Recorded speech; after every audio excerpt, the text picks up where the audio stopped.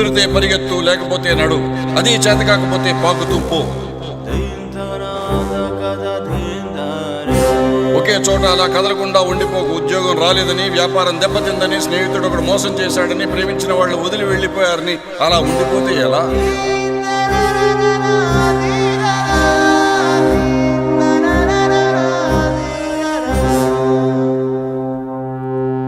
దేహానికి తప్ప దాహానికి పనికిరాని సముద్రపు కెరటాలే ఎగిసి ఎగిసి పడుతుంటే తలుచుకుంటే నీ తలరాత ఇంతే అన్నవాళ్లు కూడా నీ ముందు తలదించుకునేలా చేయగల సత్తా నీది.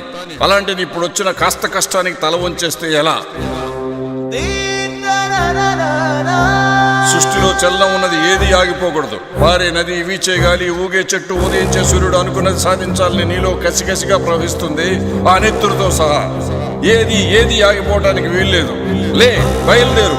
నిన్ను కదలనివ్వకుండా చేసిన మానసిక బాధల సంఖ్యలను తెంచేసుకో. పడ్డ చోటు నుండే పరుగు మొదలుపెట్టు. నువ్వు పడుకునే పరుగును ఛేదరించుకోకముందే బద్ధకాన్ని వదిలి, నీ అద్దం నిన్ను ప్రశ్నించక ముందే సమాధానం వెతుక్కో. నీ నీడ నిన్ను వదిలేక ముందే వెలుగులోకి వచ్చాయి. మళ్ళీ చెప్తున్నా, కన్నీళ్లు కారిస్తే కాదు, చెమట చుక్కను చిందిస్తేనే చరిత్ర రాయగలవని తెలుసుకో.